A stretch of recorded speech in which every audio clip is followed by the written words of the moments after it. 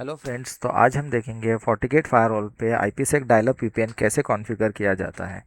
IPsec dial-up VPN का use करके remote user office network को सिक्योरली एक्सेस कर सकता है। FortiGate फायरवॉल में पहले IPsec वीपीएन न्यूली इंट्रोड्यूस किया गया है। पहले SSL वीपीएन कॉन्फ़िगर किया जाता था और SSL वीपीएन के ज़रिए यूज़र्स रिमोटली ऑफिस नेटवर्क को एक्सेस कर सकते थे, लेकिन FortiOS 7.6 के बाद FortiGate ने SSL VPN डिसकंटिन्यू किया है और उसे रिप्लेस किया है IPsec डायलॉग VPN में। ठीक है, तो हम लोग देखेंगे कि FortiGate फायरवॉल में IPsec VPN कैसे कॉन्फ़िगर किया जाता है। पहले हम लोग टोपोलॉजी समझ लेते हैं। ये हमारा FortiGate फायरवॉल है। इसको हम लोग इस इंटरनेट नेटवर्क से GUI ले लेंगे, CLI के थ्रू इंटरफेस कॉन्फ़िगर करके। ये हमारा लैन नेटवर्क है। ठीक है, 172.18.0.1 0.0/24 का हमारा लैन नेटवर्क है। और ये हमारा वैन इंटरफेस है जहाँ से यूज़र्स कनेक्ट हो सकते हैं डायलअप वीपीएन के थ्रू। ठीक है, तो चलते हैं हम लोग FortiGate फायरवॉल को पहले CLI के थ्रू इंटरफेस कॉन्फ़िगर कर लेते हैं। Admin admin admin. ठीक है, उसके बाद मैं इंटरफेस कॉन्फ़िगर कर लेता हूँ। Config system interface edit edit port 1, क्योंकि पोर्ट 1 के थ्रू हम लोग इसका GUI एक्सेस ले लेंगे, तो पोर्ट 1। उसके बाद इस पोर्ट को मैं DHCP पे डाल देता हूँ। सेट मोड DHCP डाल देता हूँ। वैसे तो बाय डिफ़ॉल्ट ये DHCP पे ही होता है EVNG में, लेकिन रियल एनवायरनमेंट में आपको इस पोर्ट को DHCP में कॉन्फ़िगर करके फिर एक्सेस लेना पड़ता है। तो DHCP में एंटर कर देता हूँ और उसमें मैं एक्सेस देता हूँ, set allow access HTTP HTTPS ping और SSH देता हूँ। इस इंटरफेस को अप करते हैं, एंड करते हैं। FortiGate फायरवॉल में जो भी आप कॉन्फ़िगरेशन कर रहे हैं उसे सेव करने के लिए एंड किया जाता है। तो देख लेते हैं इस इंटरफेस को क्या IP एड्रेस मिल गया है। शो सिस्टम इंटरफेस के बाद आपको क्वेश्चन मार्क देना है। ये देखिए हमें पोर्ट 1 पे ये IP एड्रेस मिल गया DHCP के थ्रू। तो GUI एक्सेस कर लेते हैं, एडमिन एडमिन। ठीक है, फायरवॉल का होस्ट नेम मैं चेंज कर देता हूँ, मुंबई।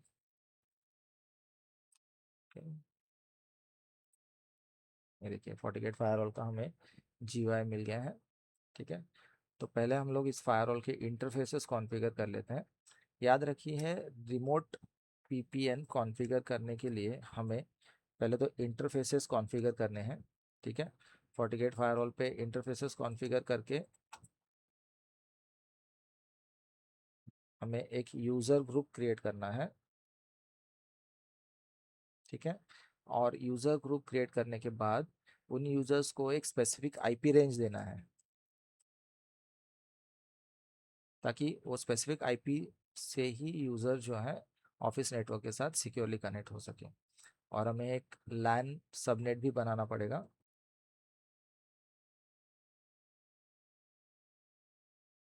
ये हमारा लैन जो सबनेट है, लैन सबनेट भी क्रिएट करना पड़ेगा। ठीक है, चलते हैं कॉन्फ़िगरेशन के तहत। पहले मैं इंटरफेसेस कॉन्फ़िगर कर लेता हूँ। इंटरफेस कॉन्फ़िगरेशन करने के लिए नेटवर्क इंटरफेस में जाना है। ये पोर्ट 1 जिससे हमें मैनेजमेंट एक्सेस लिया, इसका मैं एलाइस नेम चेंज कर देता हूँ और इसको मैं मैनुअल कर देता हूँ। ठीक है, ताकि अगर फ्यूचर में मुझे यही टोपोलॉजी अगर एक्सेस करनी है तो इसका IP चेंज ना हो। ठीक है, तो पोर्ट 1 हम लोग ने कॉन्फ़िगर कर लिया। अभी करते हैं पोर्ट 2 और पोर्ट 3। पहले मैं पोर्ट 3 कॉन्फ़िगर कर लेता हूँ, जो वैन इंटरफेस है हमारा। इसको मैं नाम दे देता हूँ वैन। इसको DHCP पे डालते हैं। याद रखिए, जो प्रोडक्शन एनवायरनमेंट में हम लोग वैन इंटरफेस कॉन्फ़िगर करते हैं, इस पे सिर्फ पिंग ही अलाउ करते हैं। ठीक है, तो मैं यहाँ पे पिंग अलाउ कर, और दूसरा हम लोग पोर्ट 2 भी कॉन्फ़िगर करते हैं जो हमारा लैन इंटरफेस है। उसका नाम लैन देते हैं। इसमें IP एड्रेस असाइन करता हूँ 172.18.0.1/24 का सबनेट देता हूँ। और इस इंटरफेस को मैं as a DHCP server configure करूँगा, ताकि लैन में जो भी सिस्टम्स कनेक्ट हो उन्हें डीएचसीपी के थ्रू आईपी एड्रेस मिल जाए। तो ये लाइन इंटरफेस में मैं डीएचसीपी सर्वर कॉन्फ़िगर कर लेता हूँ। ओके कर देते हैं। ये देखिए वैन इंटरफेस में हमें एक आईपी एड्रेस मिल गया। इसको मैं मैनुअल कर देता हूँ ताकि आईपी एड्रेस चेंज ना हो। ठीक है, ये हमारी इंटरफेस की कॉन्फ़िगरेशन हो गई है। ये हमारी इंटरफेस की कॉन्फ़िगरेशन हो गई है। अभी हम चलते हैं actual IPsec dial-up VPN configuration में। वीपीएन कॉन्फ़िगरेशन करने के लिए आपको वीपीएन में जाना है, आईपीसेक वीपीएन में जाना है। ये आईपीसेक विज़ार्ड से भी आप कर सकते हैं। ठीक है, तो FortiGate फायरवॉल आपके लिए डायरेक्टली जो है ऑटोमेटिकली वीपीएन जो है कॉन्फ़िगर करके देगा। अभी क्योंकि मैं वीडियो बना रहा हूँ तो आपको मैं मैन्युअली कॉन्फ़िगर करके दिखा देता हूँ कि कैसे कॉन्फ़िगर करना है। ठीक है, इसको हम लोग नाम दे देते हैं रिमोट डायलअप, रिमोट डायल करते हैं। ठीक है, इसको मैं कस्टम सेलेक्ट कर लेता हूँ, नेक्स्ट करते हैं। ठीक है, अभी हम लोग कॉन्फ़िगरेशन देखते हैं कि क्या क्या कॉन्फ़िगरेशन हमें करनी है। ठीक है, यहाँ पे नेटवर्क सेक्शन में आपको आईपी वर्जन IPv4 लेना है। ठीक है, और रिमोट गेटवे में क्योंकि हम लोग डायल अप वीपीएन कॉन्फ़िगर कर रहे हैं। ठीक है, तो यहाँ पे जो ट्रैफिक आएगी वो किसी भी आईपी के एड्रेस के साथ आ सकती है। तो इसे हम लोग डायल अप लेते हैं। ठीक है, डायल अप यूज़र के लिए। और क्योंकि इंटरफेस ये वैन इंटरफेस है तो वैन इंटरफेस पे ट्रैफिक आएगी तो हम लोग इसको वैन इंटरफेस ले लेते हैं। ठीक है, तो जो भी ट्रैफिक आएगी इस इंटरफेस के थ्रू कनेक्ट होगा, वैन इंटरफेस के थ्रू, और फिर ऑफिस नेटवर्क एक्सेस कर पाएगा। ठीक है, तो नेक्स्ट ऑप्शन है लोकल गेटवे। ये लोकल गेटवे कब यूज़ किया जाता है? कभी कभी प्रोडक्शन इन्वायरमेंट में जो आईएसपी के थ्रू हमें आईपी एड्रेस की रेंज मिलती है वो मल्टीपल आईपी एड्रेस की रेंज होती है। अभी जैसे 192.168.0.104 है, तो हो सकता है इस इंटरफेस पे मल्टीपल आईपी एड्रेसेस कॉन्फ़िगर हो, प्राइमरी सेकेंडरी। तो इन दैट केस हम लोग को ये प्राइमरी या सेकेंडरी आईपी एड्रेसेस भी हम लोग ले सकते हैं। ठीक है, फिलहाल के लिए मैं इसको ऑफ कर देता हूँ। नेक्स्ट ऑप्शन है मोड कॉन्फ़िग, इसको हम लोग सिलेक्ट कर लेते हैं। और ये सिस्टम डीएनएस, जो भी यूज़र कनेक्ट होंगे डायलअप वीपीएन के साथ वो अपने सिस्टम का भी जो डीएनएस कॉन्फ़िगर है उसे भी यूज़ कर सकते हैं, या हम लोग जो सिस्टम यहाँ पे डीएनएस कॉन्फ़िगर करेंगे वो भी यूज़ कर सकते हैं। ये आईपी एड्रेस की रेंज है, मैं आईपी एड्रेस की रेंज असाइन कर देता हूँ 10.250.250.10, 10.250.250.20। ठीक है, सबनेट मास्क /32 ही रखते हैं, डीएनएस में कॉन्फ़िगर कर देता हूँ। ठीक है, और नेक्स्ट ऑप्शन है स्प्लिट टनल का। स्प्लिट टनल क्या होता है, मैं आपको एक सिंपल आइडिया दे देता हूँ कि स्प्लिट टनल क्या होता है। जब आप कोई भी यूज़र ऑफिस नेटवर्क में कनेक्ट होता है तो उसके सिस्टम से जो भी ट्रैफिक जनरेट हो रहा है वो स्प्लिट हो जाती है, उसको स्प्लिट टनल कहा जाता है। ये है ऑफिस नेटवर्क, जो भी हम लोग ऑफिस का लैन जो असाइन करेंगे इस कॉन्फ़िगरेशन में। ठीक है, उसके लिए अगर कोई ट्रैफिक आ रहा है तो वो सिर्फ हमारे फायरवॉल पे आए, ऑफिस नेटवर्क के। और बाकी रेस्ट जो ट्रैफिक है जैसे यूट्यूब है या फेसबुक है, जो भी ट्रैफिक है वो ट्रैफिक वो जो उसका लोकल गेटवे है वहाँ से चली जाए। तो इस ये टनल को स्प्लिट किया जाता है, इसके लिए इसे स्प्लिट टनलिंग कहा जाता है।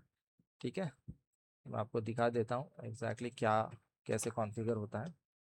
स्प्लिट टनल में जैसे स्प्लिट टनल के साथ यूज़र कनेक्ट होता है तो उसके सिस्टम पे एक राउट ऐड होता है। मैं अभी फ़िलहाल दिखा देता हूँ आपको। यहाँ पे अभी क्योंकि यूज़र अभी मैं कनेक्ट नहीं हूँ इस वीपीआई डायलअप वीपीएन से, तो मेरे पास जो राउट्स हैं वो दिखा देता हूँ आपको। ये देखिए, यहाँ पे मेरे को अगर किसी भी ट्रैफिक में जाना है तो 192.168.0.1, ये जो मेरा लोकल गेटवे है इसके थ्रू ट्रैफिक चली जाएगी। ठीक है, तो अभी मेरे पास ये लैन नेटवर्क के लिए कनेक्ट होने के लिए 172.18.0.0 नेटवर्क कनेक्ट करने के लिए मेरे पास कोई भी राउट नहीं है। ये देखिए 172.18.0.0 का कोई राउट नहीं है। ठीक है, वैसे ऐसे ही रखता हूँ, आपको जब मैं कनेक्ट हो जाऊँगा वीपीएन के साथ तो आपको डिफरेंस पता चल जाएगा। ठीक है, बढ़ते हैं कॉन्फ़िगरेशन में। तो एनेबल स्प्लिट टनल कर देता हूँ। एक्सेसिबल नेटवर्क, हमें लैन सबनेट को, ये जो लैन सबनेट है इसे एक्सेस देना है, तो मैं एक एड्रेस क्रिएट कर देता हूँ, लैन सबनेट, और ये ऑफिस का सबनेट देता हूँ 172.18.0.0/24, लैन सबनेट एक्सेस देते हैं। नेक्स्ट है IPv6 की कॉन्फ़िगरेशन। IPv6 की कॉन्फ़िगरेशन हम लोग स्किप कर देते हैं। ठीक है, और इसका स्प्लिट टनल भी हम लोग स्किप करते हैं। नेक्स्ट ऑप्शन है नैट ट्रैवर्सल। नैट ट्रैवर्सल कब यूज़ होता है ये मैं आपको ब्रीफली बता देता हूँ कि नैट ट्रैवर्सल कब यूज़ किया जाता है। अगर ये आपका फायरवॉल है, ठीक है, और ये इंटरनेट से कोई यूज़र कनेक्ट हो रहा है, ठीक है, तो ये इंटरनेट से अगर कनेक्टिविटी डायरेक्टली फायरवॉल पे आई है तो ये नेट ट्रैवर्सल की ज़रूरत नहीं है। ठीक है, लेकिन इन केस कुछ ऑर्गेनाइजेशन में ये जो फायरवॉल है ये राउटर या एक और फायरवॉल के पीछे कॉन्फ़िगर होती है, तो इन दैट केस ये जो ट्रैफिक है, एक तो IPsec VPN की ट्रैफिक जो है वो UDP पोर्ट 500 पे आती है। ठीक है, तो ये ट्रैफिक जो है यहाँ पे आके ये L3 जो भी डिवाइस है, राउटर है या और कोई पेरीमीटर फायरवॉल है, यहाँ पे आने के बाद ड्रॉप हो जाती है। इन दैट केस ये UDP 500 की जो ट्रैफिक है उसे पास थ्रू करने के लिए नेट ट्रैवर्सल ऑप्शन का यूज़ किया जाता है, जिसमें ये ट्रैफिक UDP 500 से एनकैप्सुलेट होती है UDP 4500 में, और ये L3 डिवाइस उस ट्रैफिक को अलाउ कर देता है। ठीक है, L3 डिवाइस में क्या होता है, जब भी आप किसी भी इंटरफेस पे ट्रैफिक आती है तो L3 डिवाइस ये पूछता है कि इसका सोर्स IP क्या है और सोर्स पोर्ट क्या है, और डेस्टिनेशन IP क्या है, डेस्टिनेशन पोर्ट क्या है। Source IP and source port ये पूछता है। सोर्स IP यूज़र का IP हो जाएगा, सोर्स पोर्ट इसका कोई भी पोर्ट होगा। ठीक है, और destination IP and destination port, तो ये UDP 500 है और डेस्टिनेशन IP इंटरफेस का हो जाएगा। लेकिन क्योंकि यहाँ पे डेस्टिनेशन पोर्ट जो है 500 है, ये ट्रैफिक ESP प्रोटोकॉल के थ्रू आती है, और ESP प्रोटोकॉल में कोई भी पोर्ट नहीं होता। ESP प्रोटोकॉल नंबर है 50, तो पोर्ट नहीं होता, तो यहाँ पे पोर्ट की एंट्री ना होने की वजह से ये L3 डिवाइस जो है वो ट्रैफिक ड्रॉप कर देता है।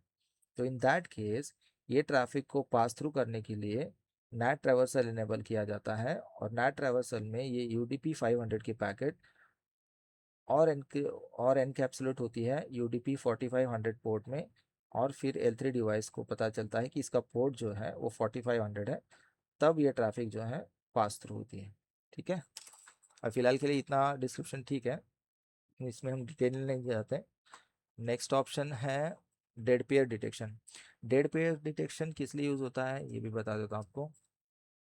डेड पेयर डिटेक्शन जो है, डेड पेयर DPD जो यूज़ किया जाता है, ये समझिए एक ये आपका फायरवॉल है, ये एक लोकल फायरवॉल है, और ये है रिमोट फायरवॉल।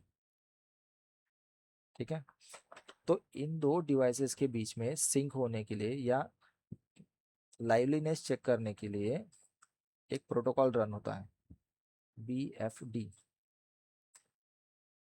ठीक है, BFD का मतलब क्या होता है, बाई डायरेक्शनल फॉरवर्डिंग डिटेक्शन। एक टाइनी प्रोटोकॉल होता है जो हर इंटरवल के बाद यहाँ पे BFD पैकेट भेजता है रिमोट डिवाइस को, और चेक करता है कि ये डिवाइस जो है लाइव है कि नहीं। ठीक है, BFD का जो इंटरवल होता है वो 50 मिली सेकेंड होता है, 10 to 50 मिली सेकेंड्स के बीच में होता है। तो ये पैकेट्स भेजते रहता है। अगर 3 पैकेट या जो भी इंटरफेस हम लोग, जो भी इंटरवल हम लोग या रिट्राई काउंट काउंट हम लोग सेट करते हैं, उसके बाद अगर ये रिमोट लोकेशन डिवाइस से रिप्लाई नहीं आता है, तो ये BFD प्रोटोकॉल जो है इस डिवाइस को डेड डिक्लेयर कर देता है। तो इसीलिए ये डीपीडी फीचर जो है ऑन किया जाता है, डेड पेयर डिटेक्शन। ठीक है, तो ये डेड पेयर डिटेक्शन का यूज़ करके जो रिमोट एक्सेस जो यूज़र है वो भी चेक कर सकते हैं कि डीपीडी के थ्रू ये रिमोट जो डिवाइस है, फायरवॉल है, वो लाइव है कि नहीं।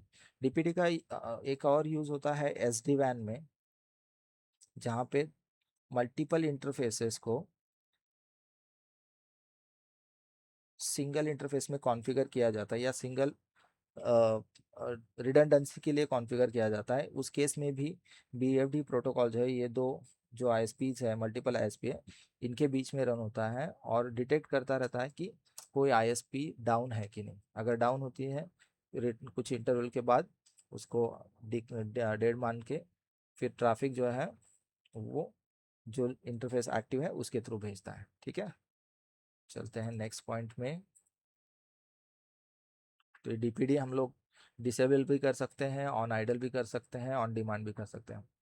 ऑन आइडल मतलब अगर वीपीएन के थ्रू ट्रैफिक नहीं जा रहा है तो डीपीडी अगर ऑन आइडल है तो अगर ट्रैफिक ऑन भी नहीं है तो भी डीपीडी पैकेट जो भेजे जाएंगे। ऑन डिमांड मतलब जो ट्रैफिक अगर डीपीडी डिवाइस कुछ इंटरवल के बाद नहीं, हर इंटरवल के बाद जो ट्रैफिक फ्लो हो रहा है उसी के साथ जो है डीपीडी पैकेट जाता है। ठीक है, तो इसका डीपीडी का रिट्राई काउंट जो है 3 है, मतलब हर 60 सेकेंड में पैकेट भेजेगा। और अगर 3 पैकेट अगर उसका रिस्पांस नहीं आया तो डीपीडी जो है, जो रिमोट डिवाइस है, उसको डेड डिक्लेयर कर देगा। ठीक है, ये कुछ एडवांस ऑप्शन है, इसको हम लोग बाय डिफ़ॉल्ट पे ही रखते हैं। नेक्स्ट चलते हैं ऑथेंटिकेशन। ऑथेंटिकेशन में प्रीशेड की और सिग्नेचर यूज़ किया जाता है। सिग्नेचर एक सर्टिफिकेट होता है जो रिमोट और लोकेशन जो लोकल डिवाइस है उसके बीच में शेयर किया जाता है। प्रीशेड की भी वैसे ही होती है, प्रीशेड की सेम होनी चाहिए। जो फायरवॉल है और जो रिमोट यूज़र पे हम लोग 40 क्लाइंट जो कॉन्फ़िगर करेंगे उसमें प्रीशेड की सेम होनी चाहिए। तो मैं यहाँ पे कॉन्फ़िगर कर देता हूँ cisco@123। ठीक है, cisco@123। ठीक है, नेक्स्ट पॉइंट पे चलते हैं। आई की। आई की क्या होता है? आई की एक प्रोटोकॉल है जो आईपीसेक में यूज़ किया जाता है एन्क्रिप्शन कीज़ को एक्सचेंज करने के लिए। ठीक है, आई की में दो वर्जन्स होते हैं, आई की 1 एंड 2। आई की 1 में दो मोड होते हैं, एग्रेसिव और मेन मोड। ठीक है, एग्रेसिव और मेन मोड में फ़र्क यह है कि एग्रेसिव मोड जो है उसमें 3 मैसेज एक्सचेंज होते हैं। ठीक है, और ये फास्ट होता है लेकिन लेस सिक्योर होता है। लेकिन मेन मोड में टोटल 6 मैसेजेस एक्सचेंज होते हैं और ये थोड़ा सिक्योर माना जाता है, लेकिन ये स्लो होता है। और आई की 2 में मोड नहीं होते कोई भी। ठीक है, तो हम लोग फिलहाल के लिए आई की 1 लेते हैं, एग्रेसिव लेते हैं। ठीक है, और उसके बाद पेयर ऑप्शन में यहाँ पे हम लोग जो है किसी जो भी यूज़र्स कनेक्ट हो रहे हैं उसमें हम लोग ग्रुप में सेग्रीगेशन कर सकते हैं। जैसे मैं चाहता हूँ कि फाइनेंस के लिए एक ग्रुप हो या एचआर के लिए एक ग्रुप हो, तो सेम इंटरफेस पे मल्टीपल ग्रुप्स जो है कनेक्ट हो सकते हैं, मल्टीपल पेयर ग्रुप्स कनेक्ट हो सकते हैं और उनको अलग अलग आईपी रेंज असाइन की जाते हैं। फिलहाल के लिए मैं उसको एनी पे रख देता हूँ। नेक्स्ट ऑप्शन है फेज़ 1 के प्रपोजल। फेज़ 1 के प्रपोजल मतलब एनक्रिप्शन प्रपोजल्स होते हैं जो रिमोट डिवाइस और फायरवॉल के बीच में एक्सचेंज होते हैं। ये मैच होने चाहिए तभी कनेक्शन इस्टेब्लिश होगा। तो मैं यहाँ पे DES SHA-1 और DES 512 लेता हूँ और DH ग्रुप 20 ले लेता हूँ। की लाइफ टाइम जो है वो सेम रखता हूँ बाय डिफ़ॉल्ट। ठीक है, और उसके बाद ऑप्शन है एक्सऑथ। एक्सऑथ क्या होता है? एक्सऑथ बेसिकली जब यूज़र कनेक्ट होता है डायलअप वीपीएन से तो वो प्रीशेड की एंटर करने के बाद ही कनेक्ट हो सकता है। ठीक है, लेकिन एक्सऑथ क्या होता है कि एक्सऑथ 2 फैक्टर जो मल्टी ऑथेंटिकेशन होता है उसकी तरह काम करता है। मतलब प्रीशेड की तो यूज़ कर ली है यूज़र ने, करेक्ट। ठीक है, लेकिन डायलअप वीपीएन फिर से पूछता है कि ठीक है तुम इस ऑर्गेनाइजेशन हो, तुमने अप्रिशिएट की भी करेक्ट किया है, लेकिन तुम्हें कनेक्ट होने के लिए तुम्हारी यूज़र आइडेंटिटी क्या है। तो इट मीन्स ये आस्क यूज़र से पूछता है कि user ID and password match होना चाहिए, तभी मैं तुम्हें एक्सेस दूंगा डायलॉग का। ठीक है, तो उस लिए एक्सऑथ का यूज़ होता है। तो हम लोग यूज़र आईडी का एक ग्रुप क्रिएट करेंगे और उसके हिसाब से वो यूज़र को एक्सेस देंगे। तो मैं ये एक्सऑथ को मैं ऑटो पे रख के इनहेरिट फ्रॉम पॉलिसी ले लेता हूँ, ताकि पॉलिसी में हम लोग ग्रुप असाइन कर लेंगे। ठीक है, नेक्स्ट है फेज़ टू। फेज़ टू में क्योंकि यूज़र का ट्रैफिक जो है इंटरनेट से आ रहा है, तो इसको बाय डिफ़ॉल्ट पे रखते हैं। ठीक है, सबनेट भी बाय डिफ़ॉल्ट रखते हैं और फेज़ टू की कॉन्फ़िगरेशन करते हैं। फेज़ टू में भी हम लोग एन्क्रिप्शन DS SHA-1 और DS 512 ले लेते हैं। ठीक है, इसका भी DH ग्रुप मैं 20 रख देता हूँ और इसको भी auto keep alive. Auto keep alive basically क्या होता है कि यूज़र का तरफ से ट्रैफिक अगर नहीं जनरेट हो रहा है, या फिर रिमोटली IP से साइट टू साइट में अगर ट्रैफिक जनरेट भी नहीं, फ्लो भी नहीं हो रहा है, तो भी ऑटो कीप अलाइव जो है वो टनल को अप रखेगा। ठीक है, तो इसको भी रखते हैं और ओके कर देते हैं। ये हमारे रिमोट डायलअप VPN की कॉन्फ़िगरेशन हो गई है। तो हम लोग अभी फायरवॉल पॉलिसी कॉन्फ़िगर करते हैं। नेक्स्ट, ठीक है, फायरवॉल पॉलिसी में मैं नाम भी इसको रिमोट डायलअप ही देता हूँ।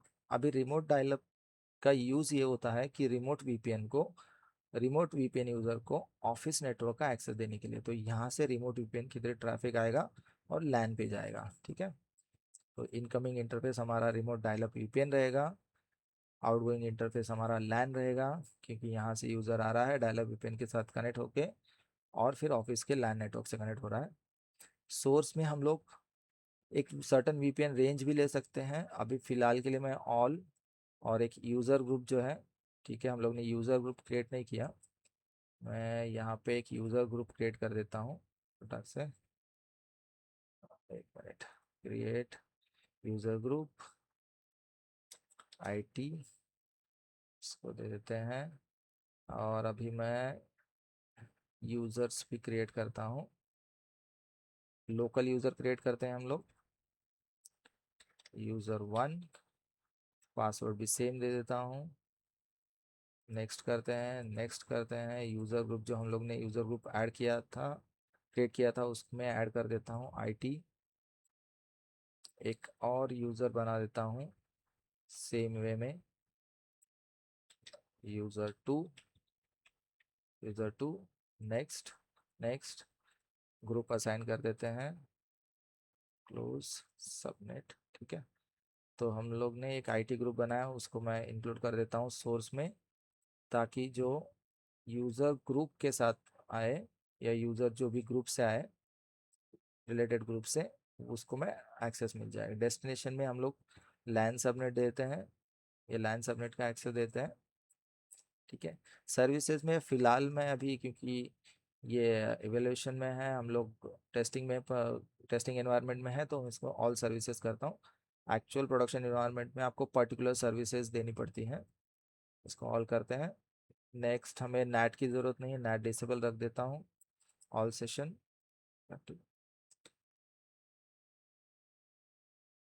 ठीक है, तो रिमोट IP से डायलअप VPN की कॉन्फ़िगरेशन हमारी फायरवॉल पे कंप्लीट हो चुकी है। अभी मैं हम लोग चलते हैं 40 क्लाइंट पे। ठीक है, तो 40 क्लाइंट पे हम लोग एक न्यू कनेक्शन ऐड करते हैं, IP sec डायलअप, इसको नाम देते हैं। कनेक्शन नाम और डिस्क्रिप्शन आप कुछ भी दे सकते हैं। अभी रिमोट गेटवे कौन सा है, ये हम लोग यूज़र को अलाउ करेंगे ये वैन इंटरफेस के थ्रू। ये देखिए, यहाँ पे वैन इंटरफेस पे एक टनल इंटरफेस क्रिएट हो गया है। ठीक है, तो ये वैन इंटरफेस का जो IP है, ये हमारे 40 क्लाइंट पे हम लोग रिमोट गेटवे की तरह कॉन्फ़िगर करेंगे। प्रीशेड की एंटर करना है सिस्को @123। ठीक है, एडवांस सेटिंग में जाना है, VPN में। अभी देखते हैं यहाँ पे जो भी कॉन्फ़िगरेशन फायरवॉल पे है वो एग्जैक्टली मैच होनी चाहिए, तभी कनेक्शन इस्टेब्लिश होगा। ठीक है, तो IK1 और एग्रेसिव मोड लिया है मैंने, और IK1 एग्रेसिव मोड कॉन्फ़िग में लेना है। अभी फेज़ 1 की कॉन्फ़िगरेशन, ये फेज़ 1 की कॉन्फ़िगरेशन जो है सेम होनी चाहिए फायरवॉल पे और 40 क्लाइंट यूज़र पे। यहाँ पे DS SHA-1 और DS 512 ले लेता हूँ। और इसका DH ग्रुप जो है मतलब 20, यहाँ पे मैंने 20 लिया है, ठीक है। फेज 2 का भी सेम कॉन्फ़िगरेशन करते हैं, DS SHA-1 और DS-512 DH ग्रुप 20, ठीक है। तो ये कॉन्फ़िगरेशन हो गई है, तो हम लोग टेस्ट करने के लिए यूज़र 1 को कनेक्ट करते हैं। एक और बात, जैसे मैंने पहले बताया था, हम लोग ने यहाँ पे स्प्लिट टनलिंग एनेबल की है, ठीक है। स्प्लिट टनलिंग एनेबल की है, ये देखिए स्प्लिट टनलिंग एनेबल की है, तो मेरे पास जो है ये लैन नेटवर्क में पहुँचने के लिए कोई भी राउट नहीं है, ठीक है। ये देखिए ये डेस्टिनेशन में 172.18 के नेटवर्क को पहुंचने के लिए कोई भी राउट नहीं है, ठीक है। तो जैसे ही मैं कनेक्ट हो जाता हूँ VPN के थ्रू, यूज़र 1 पासवर्ड डाल के,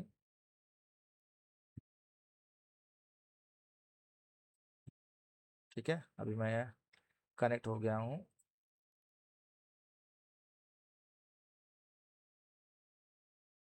ठीक है। ये देखिए मैं कनेक्ट हो गया हूँ इस नेटवर्क से, तो मेरे पास एक एडिशनल राउट आ गया रहेगा। राउट प्रिंट करते हैं, ये देखिए मेरे पास 172.18.0.0 पहुंचने के लिए ये गेटवे के थ्रू एक राउट आ गया है, और इस राउट की जो प्रायोरिटी है वो सबसे हाई है। यहाँ पे मैट्रिक में जो भी लेस वैल्यू होगी वो हाईली प्रीफर्ड होती है। तो मेरा कोई भी ट्रैफिक जो 172.18.0.0 पे जाने जाएगा इस सिस्टम के थ्रू, वो ट्रैफिक को हाईएस्ट प्रायोरिटी मिलेगी, और वो इस गेटवे के थ्रू 170.10.250.250.11 जो हम लोग ने IP रेंज दी थी उसके गेटवे के थ्रू, इस इंटरफेस के थ्रू आउट होगी। बाकी रेस्ट ऑल ट्रैफिक को, ये देखिए प्रायोरिटी 35 है, मतलब रेस्ट ऑल ट्रैफिक को वो मेरा जो लैन नेटवर्क का लैन कार्ड का जो गेटवे है उसके थ्रू आउट करेगा, ठीक है। तो ये यूज़ होता है स्प्लिट टनल का, ठीक है। तो हम लोग देखते हैं अभी मेरे पास, क्योंकि यहाँ से मैं डायल अप VPN के साथ कनेक्ट हो गया हूँ, तो मेरे पास ये नेटवर्क लैन नेटवर्क की रीचेबिलिटी आनी चाहिए। मैं इसको देखता हूँ क्या IP एड्रेस मिला है, टेस्ट 123। याद रखिए मैंने यहाँ पे DHCP सर्वर कॉन्फ़िगर किया है इस इंटरफेस पे, तो ये सिस्टम को IP एड्रेस ऑटोमेटिकली मिलना चाहिए फायरवॉल के थ्रू। देखते हैं क्या IP एड्रेस मिला है, IP कॉन्फ़िग कर लेते हैं। ये देखिए 172.18.0.0 172.18.0.1 जो डिफ़ॉल्ट गेटवे है वो फायरवॉल का इंटरफेस है, और 172.18.0.0 ये हमारा इस सिस्टम का IP एड्रेस है। ये देखिए मैंने यहाँ पे DHCP कॉन्फ़िगर किया था, तो ये देखिए ये IP एड्रेस मिल गया है। ये DHCP क्लाइंट, यहाँ पे एक ही क्लाइंट, मतलब ये मेरा सिस्टम जो है वो DHCP के थ्रू इस इंटरफेस के साथ कनेक्ट हुआ है, ठीक है। तो देख लेते हैं ये 172.18.0.0 मुझे रीचेबल है क्या। ये मैंने अभी VPN से कनेक्ट किया है, तो मुझे रीचेबल होना चाहिए 172.18.0.0.2। ये देखिए इसका मतलब ये है कि मेरा VPN कनेक्ट होने के बाद, ठीक है, ये मेरा ट्रैफिक जो है वो रीचेबल हो गया है यहाँ से। ये देखिए ये यूजर आउट है इसके थ्रू, ठीक है। मैं इसका RDP भी लेके दिखा देता हूँ इस सिस्टम का। ये सिस्टम का लैन नेटवर्क में जो सिस्टम है इसका RDP भी लेते हैं, MSTSC 172.18.0.2। ये देखिए ये मुझे RDP भी मिल रहा है इसका। ये देखिए ये सिस्टम का मुझे RDP भी मिल गया, मतलब मैंने रिमोटली इंटरनेट के थ्रू डायल अप VPN से कनेक्ट किया इस फायरवॉल को, और इस फायरवॉल के थ्रू मुझे ऑफिस का जो भी नेटवर्क है वो सिक्योरली मैं कनेक्ट कर सकता हूँ, ठीक है। तो इस तरह से FortiGate फायरवॉल पे IPsec dial up VPN configure किया जाता है और रिमोटली यूज़र को सिक्योरली कनेक्ट किया जाता है ऑफिस नेटवर्क के थ्रू, ठीक है। आशा करता हूँ कि आपको ये कॉन्फ़िगरेशन की आइडिया क्लियर हो गई होगी। अगर कुछ भी डाउट है तो कमेंट सेक्शन में मुझे आप डाउट पूछ सकते हैं। Please like share and subscribe अगर आपको वीडियो अच्छी लगी है। Thank you.